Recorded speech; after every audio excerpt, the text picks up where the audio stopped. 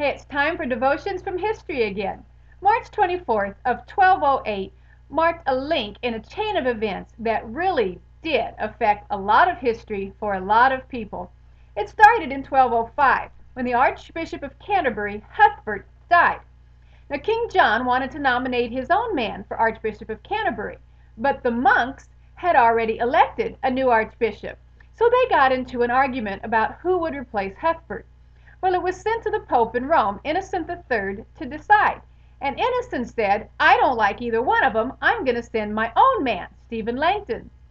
Well, King John did not like the Pope interfering with what was going on in Canterbury, so he refused to let Stephen Langton enter the country. Well, Pope Innocent wasn't going to be taken in by John, and so he put the entire nation of England under interdict, which meant there could be no Christian services held and no sacraments administered. That means there was no Christian burial. You couldn't be buried on the church property, which was pretty important for your eternal state. You couldn't get married, and if you don't get married under Christian sacrament and you have a baby, that baby is illegitimate. It would affect who could inherit what. There were no Eucharists that could be said, no masses. The people did not like this at all and complained heartily to John, who then tried to bully the priests into performing the things anyway. Well, finally, the Pope just excommunicated John. Well, that was bad news for John because that meant there was no salvation for him at all. Well, it finally came to the point that the Pope deposed John, which meant that none of the people of England had to be under his authority. It also meant that Philip II over in France had permission to come in and invade England with help from the Pope and remove John from the throne. Well, ultimately, in 1213, John said, I give. Let the guy come to England and be Archbishop of Canterbury. But by this time, a lot of people were already upset with a lot of stuff that John was doing.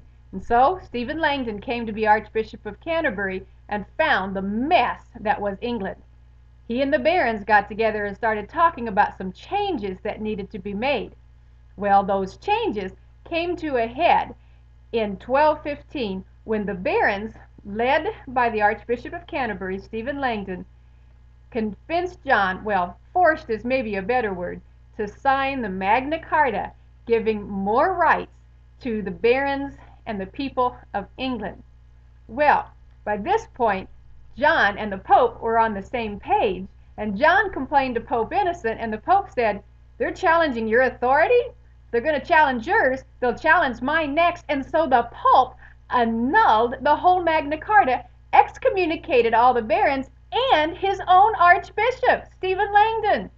Wow!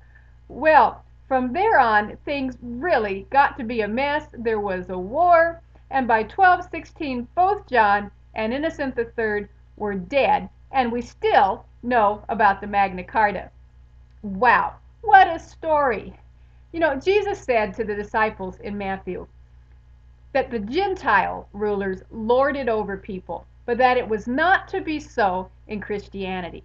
That in Christianity, if you want to be a leader, you need to first be a servant. And you know what?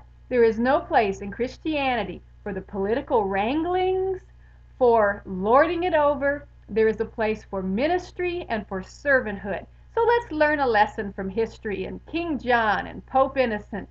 And let's make it a point to serve one another. Positions and power are just temporal. They won't last for eternity. But what we do in servanthood for somebody else just might make history in a good way.